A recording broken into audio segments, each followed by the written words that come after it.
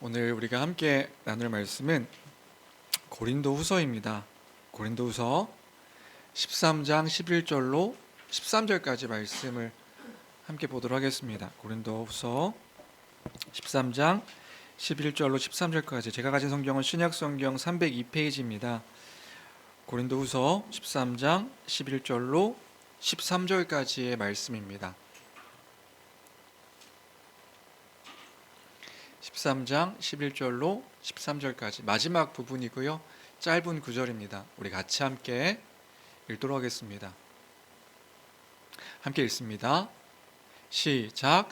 마지막으로 말하노니 형제들아 기뻐하라. 위로를 받으며 마음을 같이하며 평안할지어다. 또 사랑과 평강의 하나님이 너희와 함께 계시리라. 거룩하게 입맞춤으로 서로 문안하라. 모든 성도가 너희에게 문안하느니라. 주 예수 그리스도의 은혜와 하나님의 사랑과 성령의 교통하심이 너희 무리와 함께 있을지어다. 아멘. 아멘. 우리는 계속해서 고린도후서를 함께 살피고 있고 오늘이 고린도후서 마지막 시간이 되겠습니다.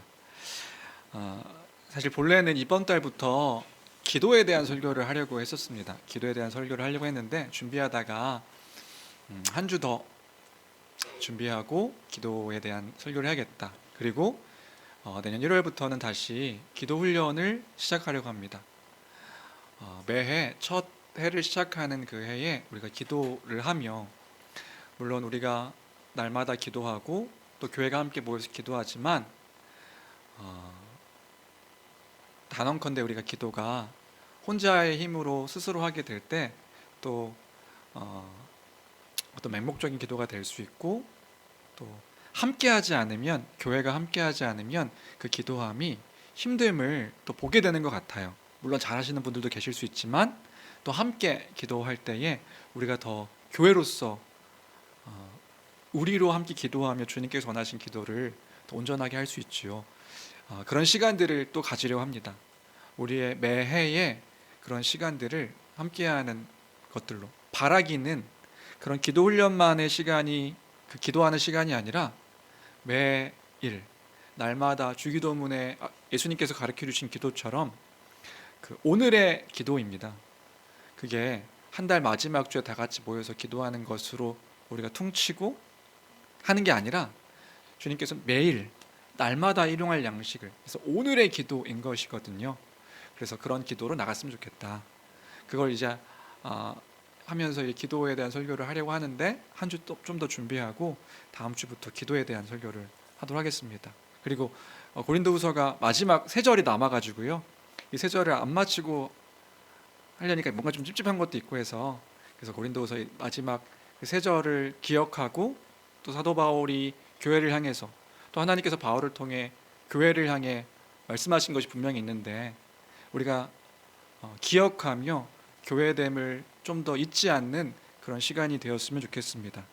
바울이 전한 짧은 그 마지막 인사입니다. 마지막 인사를 통해서 하나님께서 교회를 향하신 그 마음을, 그 생각을 또 우리 마음 가운데, 생각 가운데 잘 기억하는 은혜의 시간 되길 주님의 이름으로 축원합니다. 바울 사도는요, 사도 바울 그 당시에 그 마지막 그 인사 형식을 빌어서 마무리하고 있는 것을 볼 수 있습니다. 그게 오늘 마지막 이야기지요. 그 마지막 인사는요, 교회를 향한 명령과 축복의 내용으로 그렇게 이야기되어지고 있습니다. 그래서 이 부분을 크게 두 부분으로 나누면 11절, 12절, 그리고 13절 이렇게 나눌 수 있습니다. 11절, 12절은 이제 교회를 향한 마지막 명령인 거예요. 명령. 그래서 거의 모든 내용들이 다 명령법으로 되어 있습니다. 명령형, 명령법으로. 성경에서의 명령형은 중요해요. 왜 중요하냐면 교회를 향해서 그 교회가 이런 모습을 보이기를 바라는 그 겉면 내지는 당부로 이러한 그 명령의 형태로 이야기하고 있는 것이기 때문에, 교회가 보여야 하는 모습들을 나타내고 있기 때문에 명령형은 중요하다. 그래서 그 명령법이 나왔을 때는 우리가 이런 모습을 보여야 되는 거예요. 이러한 것들을 생각해야 되는 것이다. 그래서 하나씩 살펴보도록 하겠습니다. 첫 명령은 무엇인가? 첫 명령은요, 기뻐하라 라는 명령이에요. 기뻐하라. 바울 사도가 마지막 이제 인사를 하면서 그 첫 번째 명령은 기뻐하라는 명령이었습니다. 여러분 어떠세요? 기뻐하라. 많이 들었으니까 뭐 주장창 들었잖아요, 그죠? 근래 기뻐하라, 기뻐하라. 근데 저는요 이 마지막 명령이 조금 신선하기도 하고 낯설기도 했습니다. 왜냐하면 고린도후서 전체의 내용들을 기억할 때 기뻐하라는 그 마지막 내용이 확 와닿지 않는 거예요. 고린도후서 전체의 내용이 사실은 그 기뻐하라라고 마지막으로 말하기에는 좀 내용이 어색하기 때문에 그랬던 거죠. 여러분 고린도후서 전체를 한번 생각해 볼까요? 고린도후서 바울 사도가 왜 썼죠? 왜 썼는지 기억하시나요? 처음부터 끝까지 8장 9장을 제외하고서는요 교회에 있던 거짓 교사들과 또 그 안에 있던 거짓 교사들이 흔들리던 성도들에 대해서 변론하고 반증하는 내용이 그 고린도후서의 내용이었잖아요. 사도의 그 개인적인 내용들도 참 많았습니다. 자신의 염려, 반대자들에 대한 경고, 그리고 10장부터 12장까지는 아주 강한 어조로 뭔가 이렇게 그 반론하고 변론하는 모습을 볼 수 있었고, 이 13장 11절 전반부는 어떤 내용이었죠? 우리 지난주에 그쵸, 뭐 기억 못할 수도 있죠. 그래요, 맞아요. 건징에 대한 내용이었어요. 건징은 가벼운 내용이 아니에요. 무거운 내용이었다. 내가 너희를 용서하지 아니하리라, 이런 내용들이 마지막 13장의 내용이었단 말이죠. 그렇게 마지막까지 건징에 대한 이야기를 한 후에 사도가의 편지를 마무리하는데 마지막 인사로 첫 명령이 뭐냐면 기뻐하라인 거예요. 13장 10절까지 건징에 대한 이야기를 하더니 마지막으로 기뻐하라, 마지막으로 말하노니 기뻐하라, 즐거워하라, 이런 의미거든요. 명령하고 있는 거예요. 이게 무슨 의미일까요? 확 이게 낯선 거예요. 실컷 그렇게 막 용서하지 아니하리라 그래놓고 갑자기 마지막으로 말하노니 기뻐하라. 근데 이런 건 아닐 거란 말이죠. 뭐냐면 서로가 치열하게 논쟁해 놓고 싸웠지만 근데 마지막에 이제 편지를 마무리해야 되니까 마무리하는 입장에서 근데 기뻐해라. 우리 이제 끝났으니까 이제 나 할 말 다 끝났으니까 기뻐해라. 이런 맥락으로 쓴 글일까? 아니면 편지를 마무리해야 되니까 인사치레로, 우리 뭐 인사치레 하잖아요. 우리 뭐 이렇게 만나서 헤어질 때 다음에 한번 밥 한번 먹읍시다. 그리고 안 먹는 것처럼 그냥 기뻐해라라고 그냥 인사처럼 지금 이렇게 명령하고 있는 것일까? 이런 맥락의 의미는 아닐 거란 말이죠. 그럼 지금 사도는 이 고린도 교회를 향해서 어떤 의미로 명령하고 있는 것일까? 이 힌트를 우리는요 그 앞에 기뻐하라라는 단어 앞에 있는 단어에서 그 힌트를 찾고 싶습니다. 그게 뭐냐면요 형제들아입니다. 형제들아. 마지막으로 말하더니 형제들아 기뻐하라, 이렇게 얘기하고 있는 거예요. 그럼 지금 바울은 누구한테 얘기하고 있는 거죠? 교회를 향해서 이야기하고 있는 것이다. 그러니까 자신의 원수와 같은 사람들에게 하고 있는 것도 아니고 자신이 미워하고 있는 그런 사람들에게 하고 있는 것이 아니라 그리스도 안에서 한 가족된 교회를 향해서 이야기하고 있는 거예요. 그러니까 그리스도 안에서 한 가족, 교회의 여러 가지 이미지 기억하시죠? 한 몸, 한 가족, 한 시민, 성전, 네, 그죠. 그 한 가족된 교회를 향해서 지금 인사하고 있는 것이다. 그래서 뭐라고 얘기하고 있냐면 형제들아 기뻐하라. 그러면서 기뻐하라, 즐거워라고 얘기했다면 그것은 어떤 의미에서 얘기하고 있는 것일까요? 기뻐해라, 즐거워해라, 괜찮아가 아닐까 생각이 들어요. 형제들아 기뻐해라, 괜찮으니까. 무슨 맥락인가요? 그들이요 비록 사도 바울을 오해했습니다. 그 안에서요 그 형제들이, 그 교회 안에 있는 지체들이요 막 흔들렸던 거예요.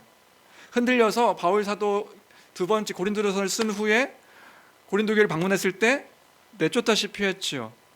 그래서 바울 사도가 눈물의 편지도 쓰고 그 눈물의 편지에 다시금 돌아왔던 얘기를 듣고 고린도서를 쓴 거잖아요. 그래서 마지막으로 그런 교회를 향해서 말하는 것은 뭐냐면 기뻐하라. 그 말은 괜찮다는 이야기를 하고 있는 것 같다는 말이지요.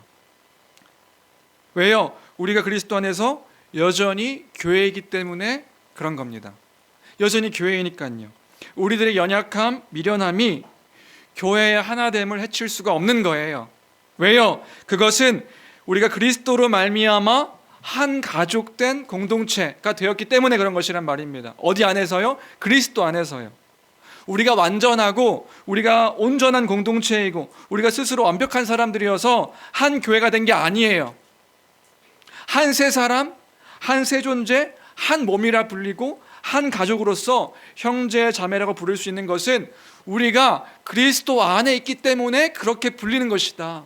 그렇게 되어진 것이다. 그러니까요, 기뻐할 수 있는 거예요.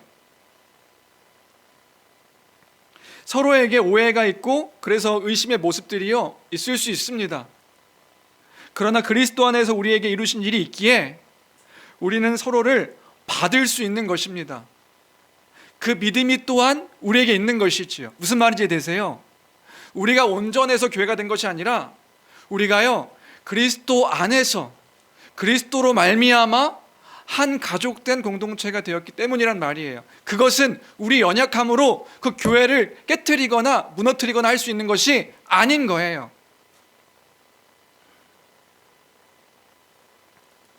우리가 그리스도 안에 있다는 그 믿음이 우리에게 있는 거죠. 흔들릴 수 있지만 무언가 우리가 그 기대했던 것들과 다른 것처럼 보일 수 있지만 우리가 믿는 게 있는 거예요. 뭘 믿어요? 우리가 그 복음으로 말미암아 그리스도 안에서 그리스도께서 우리를 통하여 하나 되게 하셨다. 그 믿음이 우리에게 있는 거란 말이죠. 개인적으로 아주 즐겁고 행복했던 경험이 있습니다. 교회를 통해서 즐겁고 행복했던 경험이 있어요. 그게 뭐냐면 그런 거예요. 사실 목사도 가끔씩 성도들을 통해서 상처를 받을 때가 있을까요, 없을까요? 저는 성인 군자가 아닙니다, 여러분. 저는 막 착하거나 좋은 사람이 아니에요. 그래서 저도요,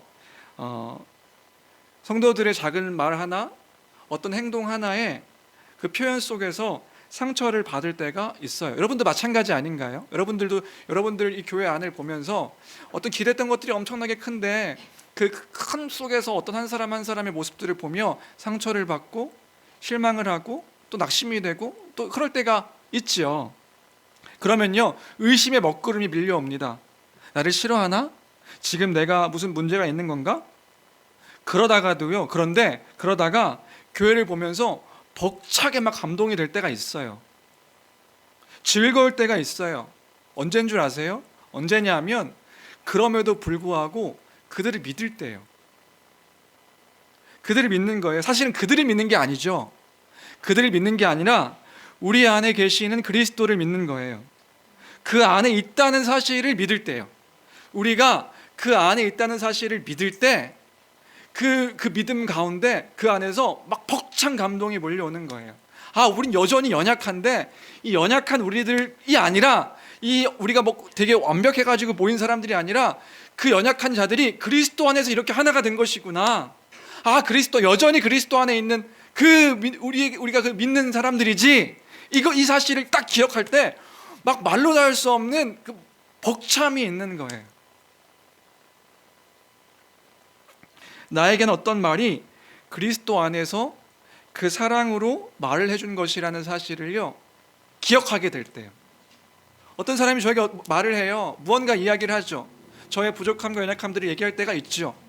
근데 그때에 순간 이제 뭔가 이렇게 마음이 눌림이 있지만 근데 그 안에서요 확 기쁨이 몰려와요. 언제냐면 그가 그리스도 안에서 사랑의 마음으로 이 이야기를 해줬거나 이것들을 알게 될 때요.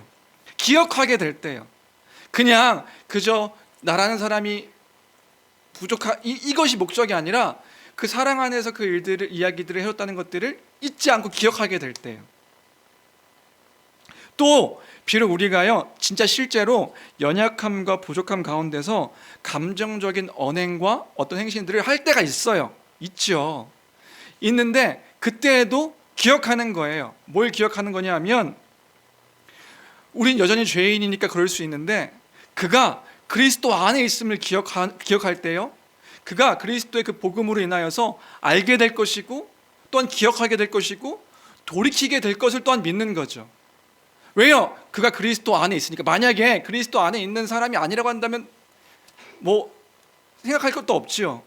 그러나 우리가 그 사실을 믿는 거란 말이에요. 뭘요? 그가 우리의 형제임을, 그가 우리의 자매임을, 그가 그리스도 안에서 한 믿음의 공동체임을. 처음에는 내가 기대하는 말과 행동과 태도가 아니어서 아프기도 하고 마음이 어려울 때가 있었는데 다시금 정신을 차리고 보니 그게 아닌 거예요. 그가 내게 한 말과 행동과 태도가 지금 그 사람 안에서 최선을 다해서 이야기해 준 것이구나 하는 것들을 믿을 때. 왜요? 우리가요 복음을 믿어서 그리스도 안에 한 몸으로 부름받은 교회니까요. 여러분, 지난주에 나눴던 건징도 그런 거죠. 건징을요 받은 사람은 고통스럽고 괴롭습니다. 자신이 무언가 잘못했다는 것을 지적받는 것인데 그것이 어떻게 고통스럽지 않겠어요. 그런데요, 그때도 교회는 생각해야 하는 것이라고요. 생각해야 한다고요. 뭘요? 그게 무슨 의미지? 네, 그리스도 안에서 살아가는 자이기 때문에 그 안에서 그 사랑으로 형제 자매된 자들의 권면과 징계와 또한 경계인 거예요. 그러면요, 그들이 어떤 마음으로 이 일을 행했는지 알고 믿을 때 우리는 기뻐할 수 있는 거라고요. 그때 우리는 즐거워할 수 있는 거라고요. 아, 나를 위해서 그리스도 안에 있는 또 다른 지체가 나를 살리기 위해 그 일을 하고 있는 것이구나.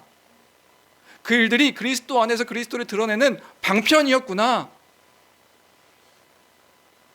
그러니까 주 안에 사랑하는 성도 여러분, 우리가요 두 가지를 기억하며 두 가지로 행동해야 되는 거예요. 첫 번째로 뭐냐면, 하나는 내가 하는 말과 행동이 그리스도 안에서 그리스도를 나타내는 말과 행동이 되어야 될 줄로 믿습니다. 그러니까 내가 하는 말과 행동이요, 우린 기억해야 되는 거예요. 내가 지금 하고 있는 행동이 어떤 의미지? 어떤 맥락에서 하고 있는 거지? 진실하고 사랑스러운 그런 말과 행동이 되어야 된다. 다른 사람들을 살리는 우리 교회 한 사람 한 사람의 성도가 되기를 주님의 이름으로 축원합니다. 여러분 기억하셔야 돼요. 왜요? 이제부터 우리는 그것을 믿는 거거든요. 여러분들이 하는 말과 행동이 어떤 맥락에서 하고 있는 거지? 우리는 믿는 거라고요. 그 믿음에 대해서 상처를 주는 것 큰 죄입니다. 큰 죄임을 또한 기억해야 되는 거예요. 그래서 여러분 말과 행동이요, 이런 생각을 하셔야 돼요. 내가 그리스도를 드러내고 있다. 내가 그리스도를 드러내는 대표하는 사람이다. 그래서요, 여러분의 말과 행동이 다른 사람들을 살리고 다른 사람들을 위하고 다른 사람들을 섬기는 말과 행동으로 나타내는 우리 모두가 되길 주님의 이름으로 축원합니다. 그리고요, 받는 사람은 어떻게 받아야 되는 거예요? 받는 사람은요, 내가 원하는 말, 내가 원하는 행동이 아니라 그가 지금 그 안에서 최선을 다하고 있음을 기억하여서 내 형제고 자매인 그리스도 안에서의 교회임을 기억하며 그때에도 기뻐하고 즐거워하는 우리 모두가 되길 주님의 이름으로 축원합니다. 그게 명령인 거예요. 형제들아, 마지막으로 말하노니 형제들아 기뻐하라. 기뻐하라고요. 그 안에서 기뻐하라고요. 즐거워하라고요. 그것임을 기억하여 기뻐하고 즐거워하는 것이다. 그렇잖아요. 실컷 지금 13장까지 자기 얘기가 갑자기 기뻐하라.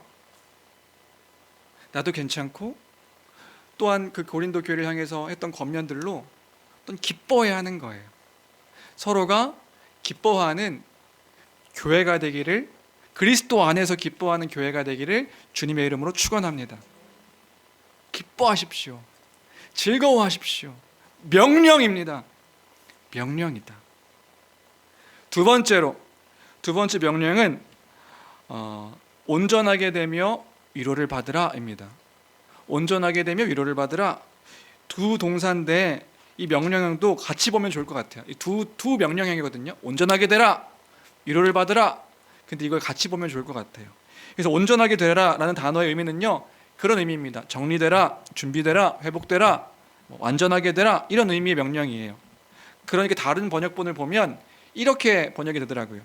온전하게 되기를 힘써라.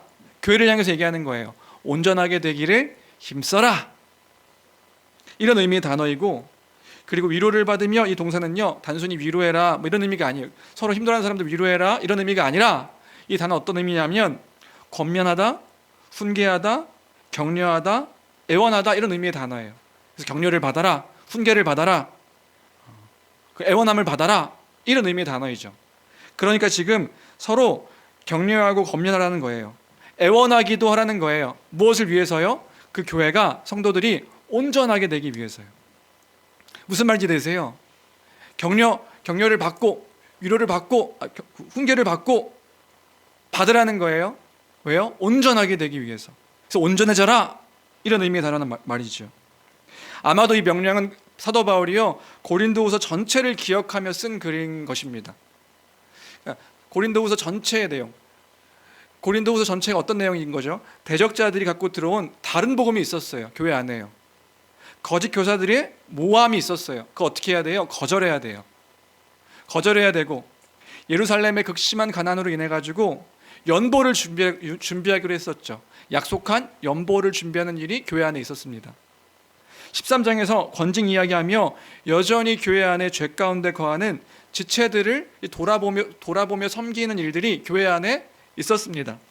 그러한 그 삶을 교정하며 그들을 돌아보는 일들을 해야 하는 것이다. 지금 사도 바울은 교회에게 그 이야기를 하고 있는 것이란 말입니다.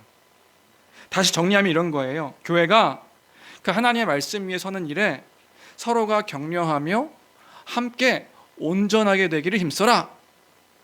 서로 돌아보면서 서로 함께 검련하고 때로는 애원하기도 하고 하며 해야 될 건 뭐냐 하면 서로가 온전하게 되기를 힘쓰는 교회가 되라. 이 명령을 하고 있단 말이지요. 그러한 모습을 보이는 교회가 되어야 된다. 그저 서로가 있는데 내버려 두는 것이 아니라 이런 의미라고요. 위로해라. 그냥 힘들어하니까 아이고 그렇지 많이 힘들지 이런 게 아니라고요.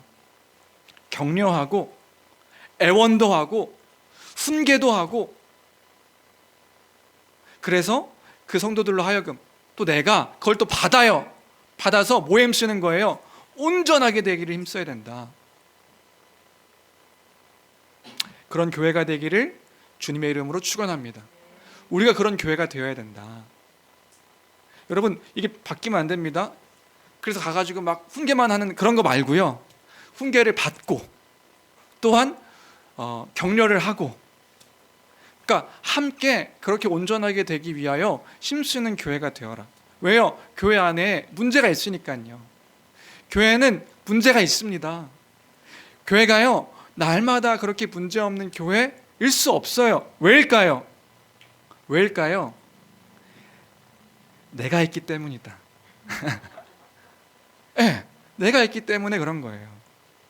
다른 사람 갑자기 그 사람이 있기 때문에가 아니라 내가 있기 때문에 그런 거예요. 그때 어떻게 해야 되는 거예요?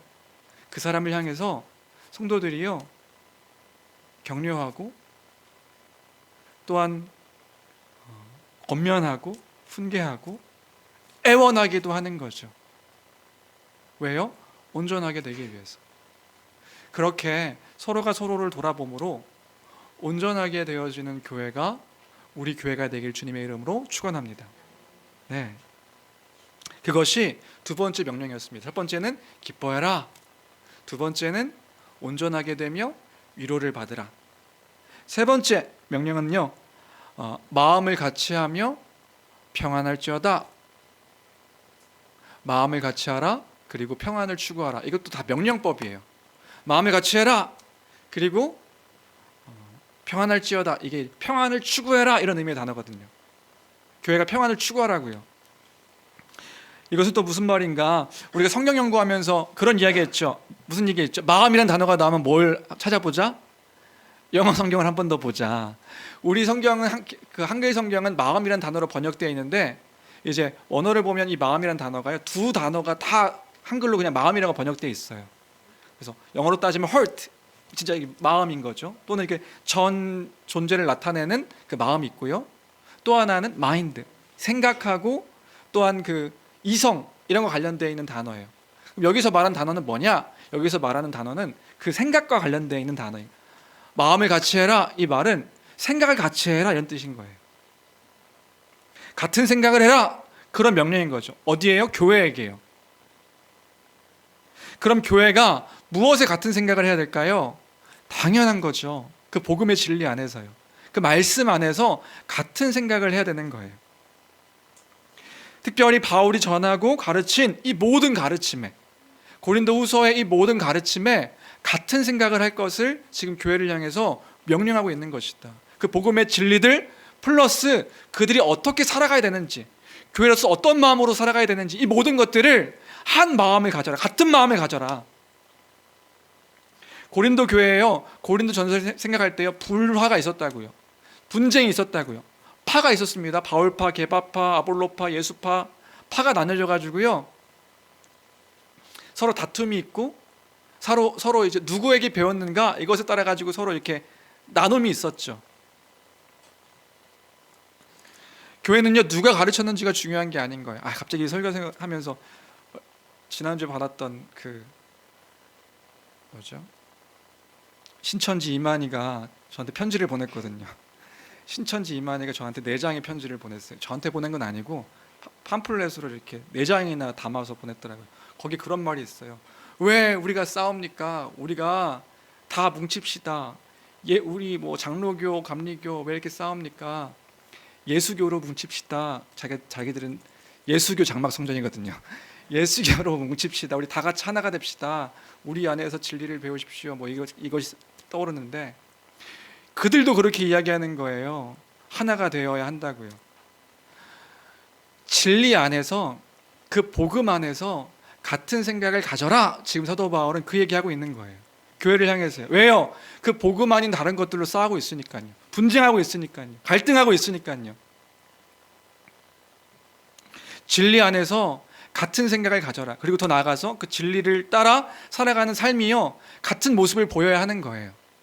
같은 모습으로, 같은 마음으로, 같은 생각으로 행해야 하는 거죠. 그러면서 추구해야 되는 건 뭐냐 하면 평안을 추구하라는 거예요. 마음을 같이 하라, 평안을 추구해라.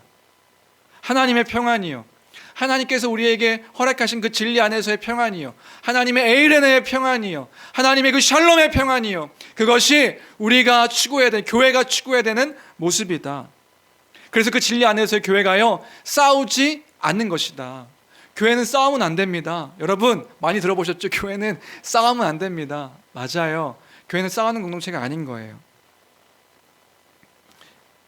근데요, 싸우지 마세요. 왜요? 하나님이 싫어하시니까 싸우지 마세요. 이런 게 아니라고요. 맞죠? 하나님이 싫어하시죠, 싸우는 건요. 이런 말이 아니라 우리가 왜 싸우지 말아야 될까요? 우리가요, 그리스도의 복음을 따라서 그 안에 있기에, 진리 안에서 그 진리를 따라 마음을 같이 하기 때문에 싸우지 않는 거예요. 왜요? 주의 명령이 뭔데요? 그 명령을 알기에 우리가 싸우지 않는 거라고요. 하나님을 사랑하는 겁니다. 그리고요, 하나님을 마음을 다하고 목숨을 다하고 뜻을 다하여 그 하나님을 사랑하는 거죠. 그리고요, 내 이웃을 내 몸처럼 사랑하는 것. 그게 주의 명령이잖아요. 그 명령이기 때문에 우리는 뭐 하는 거예요? 아멘 하는 거예요. 아멘 하기에 우리는 서로 사랑하는 모습으로 드러나며 나타나야 되는 것이다. 그러니까 평안을 추구하기에 힘써야 된다. 만약에 거짓 복음을 전하는 자들이 있다면요, 거짓된 가르침을 가르치는 사람들이 있다면요, 우리는 참과 거짓을 구분해서 싸워야죠. 그건 싸워야 되는 거예요. 옳지 않으니까요. 신천지가 막 하나로 뭉칩시다, 좋아요, 좋은 말이니까 우리 싸우지 맙시다, 이게 아니잖아요. 그 거짓된 가르침과는 우리가 구분하여 분별하여 싸워야지요. 아님을 우리가 선포해야죠. 그러나 마음을 같이 하여서, 그 생각을 같이 하여서, 진리 안에서 같이 하여 평안을 추구하는 것, 그것이 교회가 보여야 하는 모습이다. 여러분, 이것을 하나님 말씀으로 받아 기억하여 그 마음을 같이 함으로 나의 그 모든 행동과 말 속에서 평안을, 하나님의 평안을 추구하는 교회가 되기를 주님의 이름으로 축복합니다. 그것을 지켜내는 거예요. 그리고 사랑과 평강의 하나님이 너희와 함께 하실 것이다, 너희가 함께 계실 것이다, 그 얘기를 하고 있는 거죠. 그리고 마지막 명령을 하고 있는 것을 볼 수 있습니다. 그 마지막 명령은 뭐냐면요, 마지막 명령은 거룩하게 입맞춤으로 서로 무난하라, 인사하라 라는 것입니다. 거룩하게 입맞춤으로 서로 무난해라, 인사해라. 그 당시에 친밀하고 뭔가 이렇게 친한 관계를 드러내며 인사할 때 입맞춤으로 인사했다고 해요. 특별히 이제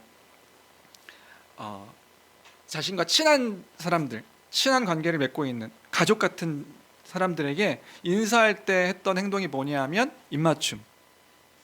그러니까 우리 정서로 따지면 좀 낯설죠. 입을 맞추는 거예요. 어떻게? 근데 그 당시는 그랬다. 우리 유럽 같은 데 보면 이게 허그하기도 하고 얼굴을 부비기도 하고 이게 친밀함의 표시 인사잖아요. 우리 악수하고 뭔가 이렇게 그런 모습들이 인사이듯이 그 당시에 친밀한 관계에 있는 사람들은 이제 입맞춤을 통해서 그 친밀한 관계를 표현했다는 거예요. 그래서 우리가 잘 아는 이야기 중에 탕자의 이야기가 있죠. 예수님이 비유로 말씀하셨던 탕자의 이야기.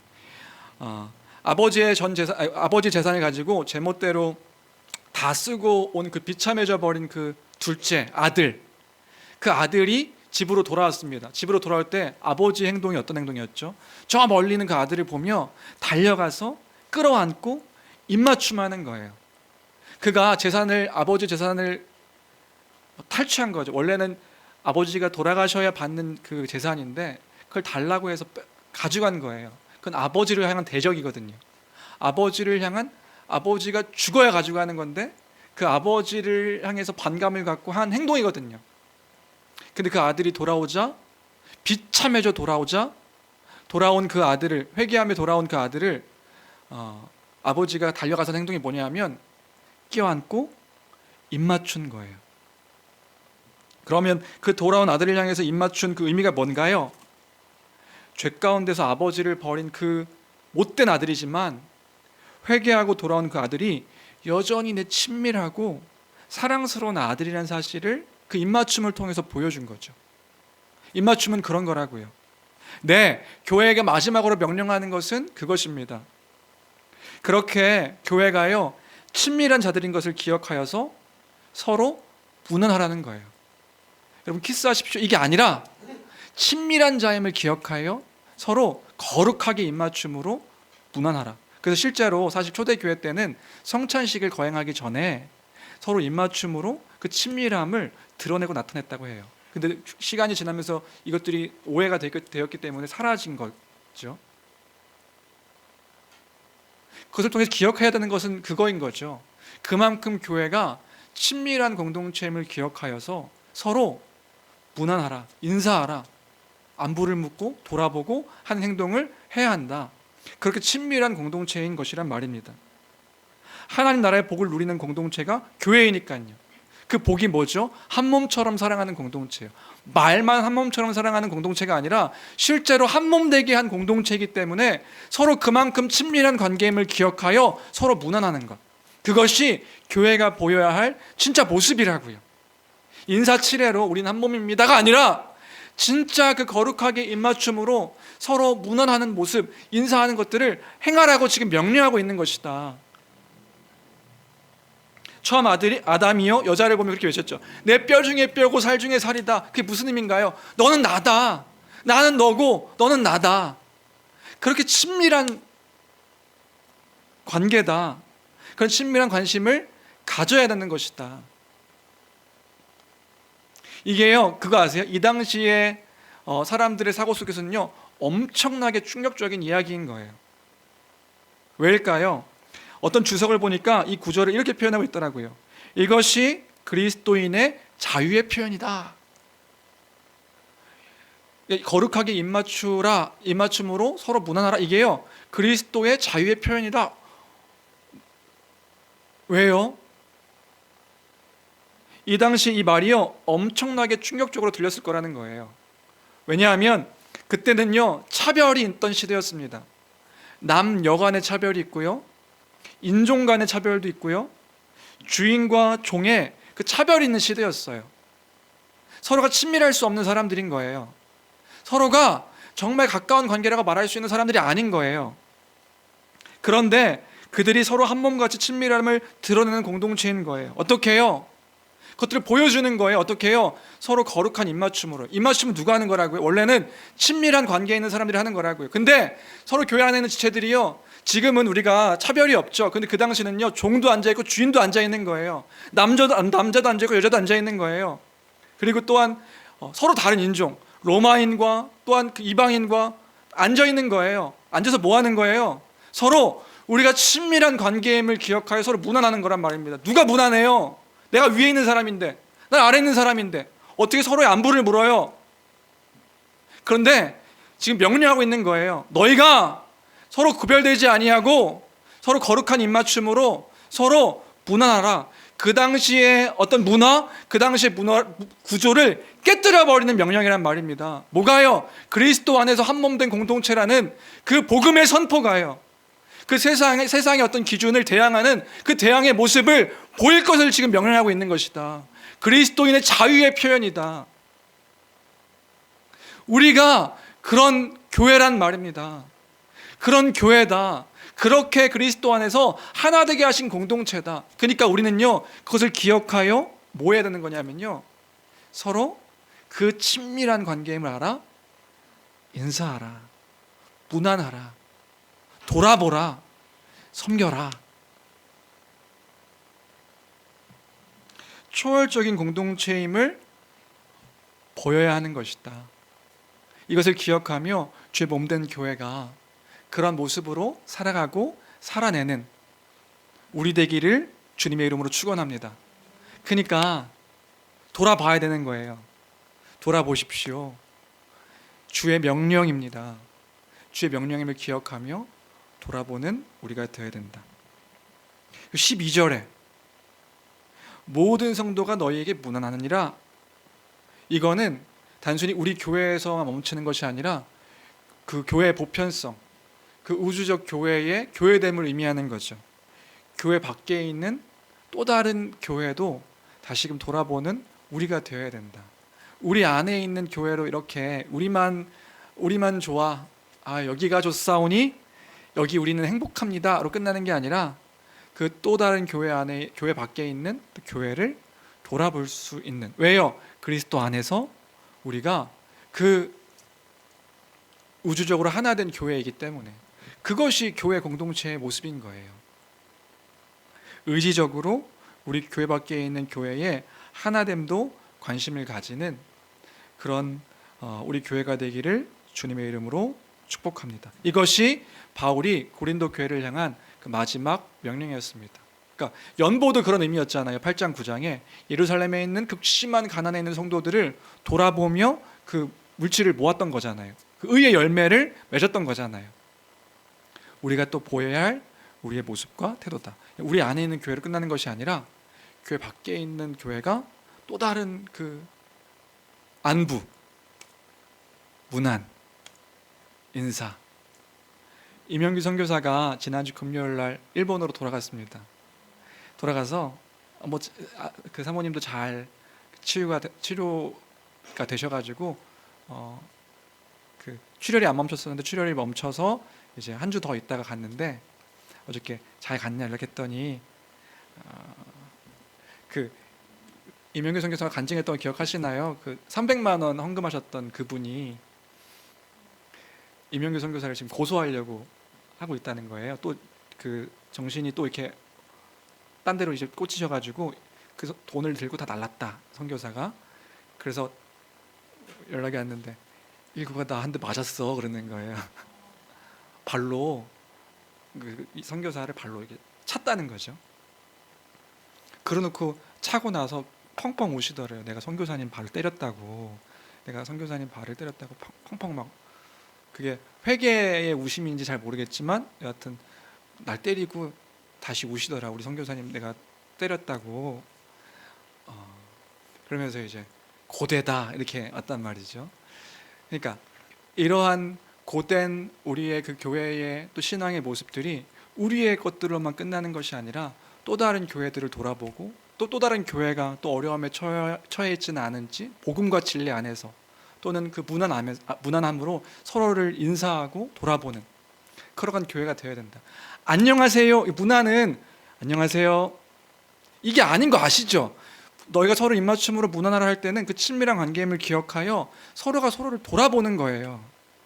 서로가 서로를 잘 그 믿음 안에서 또한 실제로 잘 살아가고 있는지를 돌아보는 거예요. 그러한 돌아봄이 우리 교회 안에 있기를 주님의 이름으로 축원합니다. 네, 그런 교회 한다는 거죠. 그것이 바울 사도의 마지막 명령이었습니다. 그래서 우리가 마지막 명령 11절부터 12절까지 그런 의미들을 생각하면서 다시 한번 마지막으로 읽어볼까요? 함께 읽도록 하겠습니다. 함께 읽습니다. 시작. 마지막으로 말하노니 형제들아 기뻐하라. 온전하게 되며 위로를 받으며 마음을 같이하며 평안할지어다. 또 사랑과 평강의 하나님이 너희와 함께 계시리라. 거룩하게 입맞춤으로 서로 문안하라. 모든 성도가 너희에게 문안하느니라. 모든 성도가 너희에게 인사한다. 관심을 갖고 있다. 기억하고 있다. 이런 이야기죠. 그런 교회가 또 우리 교회가 돼야 된다. 마지막으로 13장 13절. 이 13절은 축도, 마지막 축복으로 선포하는 내용으로 마지막을 이야기하는 것을 볼 수 있는데요. 우리가 잘 아는 말씀이지만 같이 함께 읽어보도록 하겠습니다. 함께 읽습니다. 시작. 주 예수 그리스도의 은혜와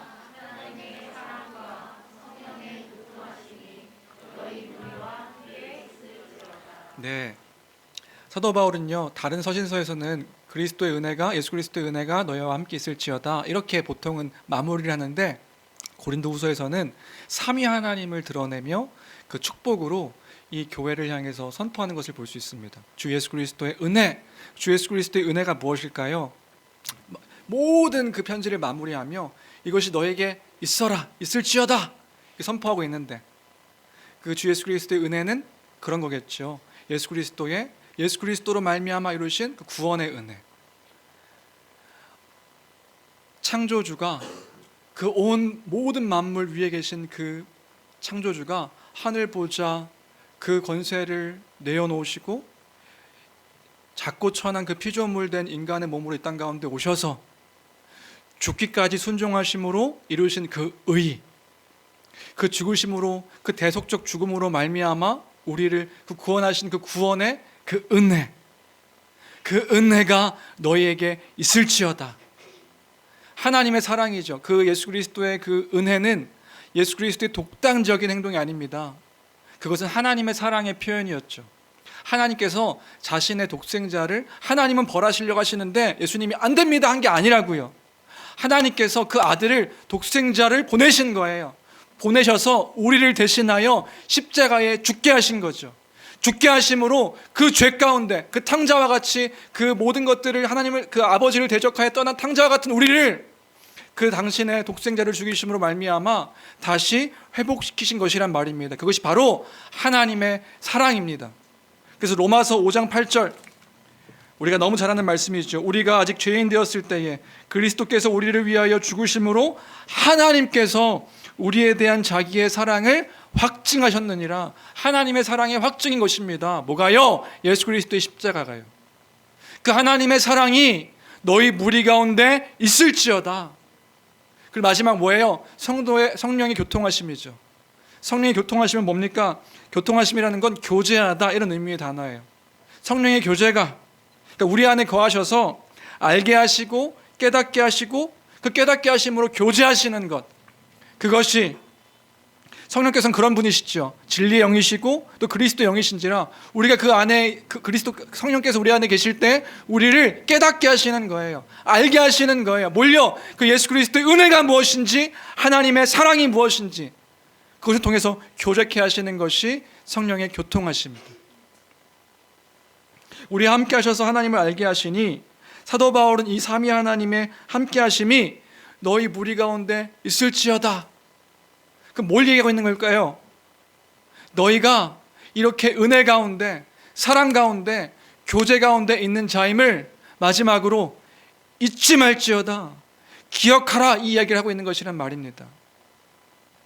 그 이 복음을 이 삼위 하나님께서 이 복음으로 또한 지켜주시기를 선포하고 있는 거죠. 더불어서 교회로 하여금 기억하기를 원하고 있는 것이란 말입니다. 뭘요? 너희가 그런 존재다. 너희가 그런 존재다. 교회는 그런 공동체다.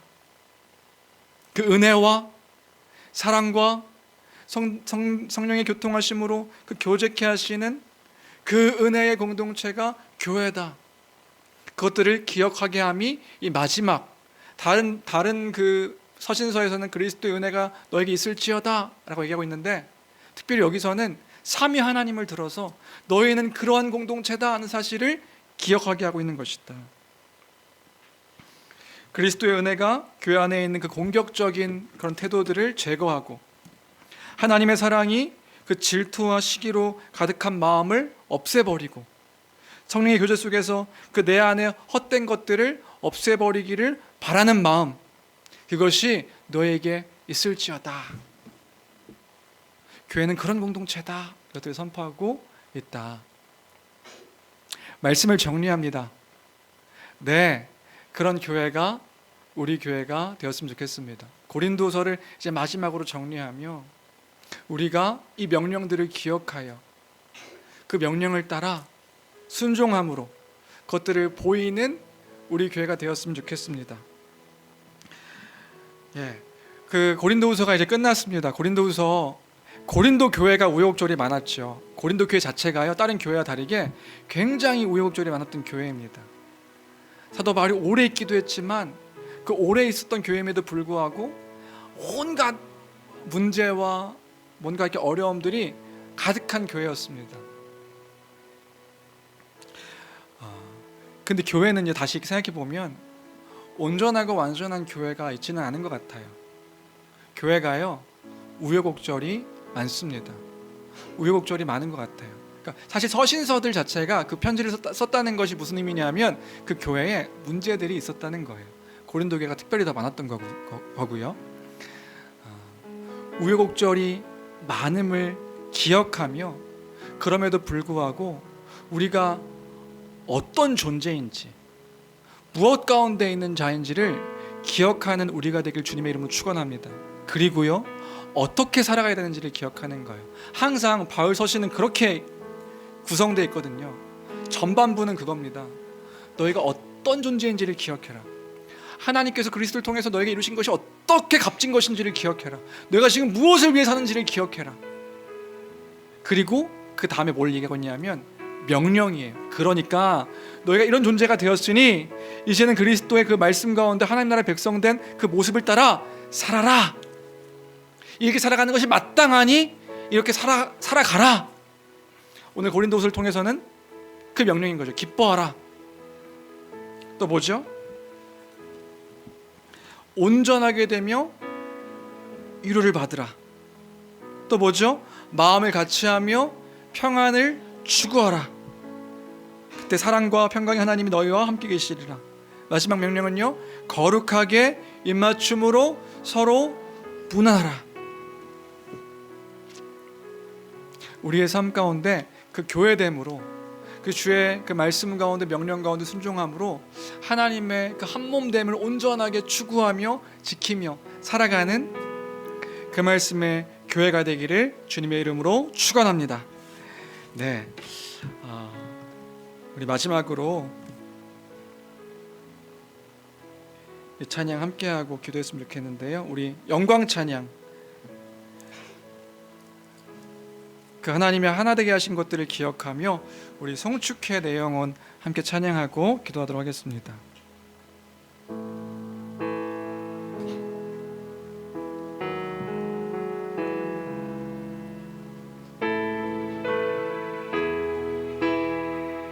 송축회 내 영혼, 송축회 내 영혼, 내 영혼아, 거룩하신 이름, 이전에 없었던 노래로 나 주님을 경배해. 해가 뜨는 새 아침 밝았네. 이제 다시 주님 찬양. 무슨 일이나 어떤 일이 내게 놓여도 저녁이 올 때 나는 노래해. 송축해 내 영혼 내 영혼아 거룩하신 이름 이전에 없었던 노래로 나 주님을 경배해 노하기를 더디하시는 노하기를 더디하시는 주 그의 크신 사랑 넘치네 주의 선하심 내가 노래하리 수많은 이유로 나 노래해 송축해 내 영혼아 거룩하신 이름 이전에 없었던 노래로 나 주님을 경배해 곧 그날에 나의 힘 다하고 나의 그 여정 마칠 때 없는 사냥도 드리리라 수많은 세월 지나 영원히 송축해 내 영혼아 거룩하신 이름 이전에 없었던 노래로 나 주님을 경배 마지막으로 송축해 내 영혼 송축해 내 영혼아 거룩하신 이름 이전에 없었던 노래로 나 주님을 경배해 여러분 그거 아십니까? 우리 주님께서는 예수 그리스도를 통하여서 우리에게 비밀을 드러내고 보여주셨어요.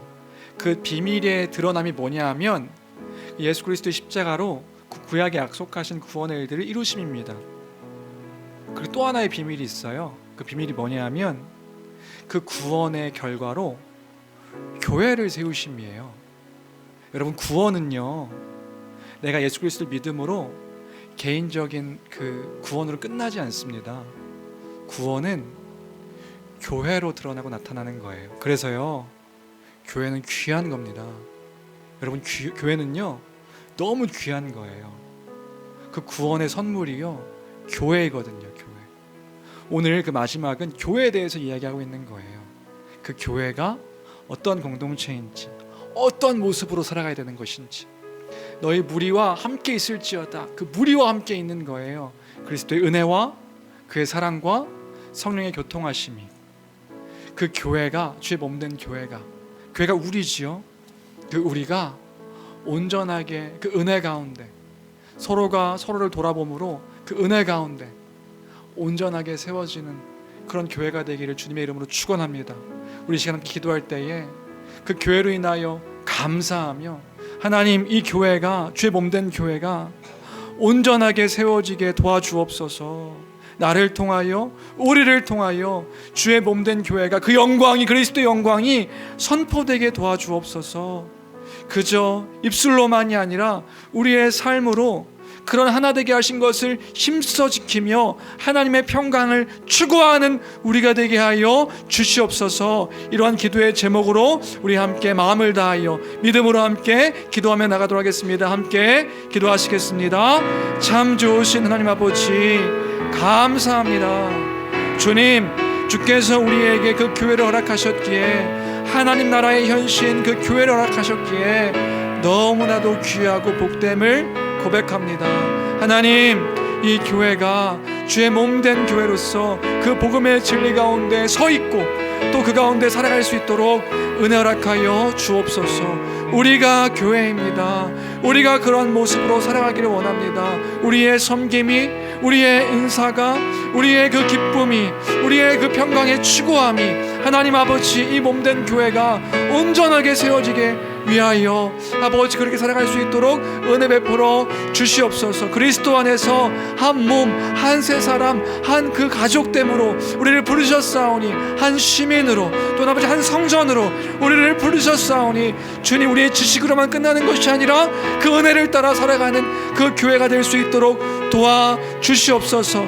또한 내가 있는 그 곳곳마다 그 주의 영광이 선포되어지는 삶이 되어지기를 간절히 빌고 원하옵나이다. 하나님, 그리스도의 사랑을, 그 살리는 생명의 그 말씀을 따라 살아가는 우리의 모습이 될 수 있도록 도와주시옵소서. 내가 만나는 모든 사람들에게 나의 가정에서 또 아버지 직장에서 삶에서 교회에서 그 그리스도를 드러내는 그리스도의 사람이 되기를 간절히 빌고 원하옵나이다. 하나님 도와주옵소서.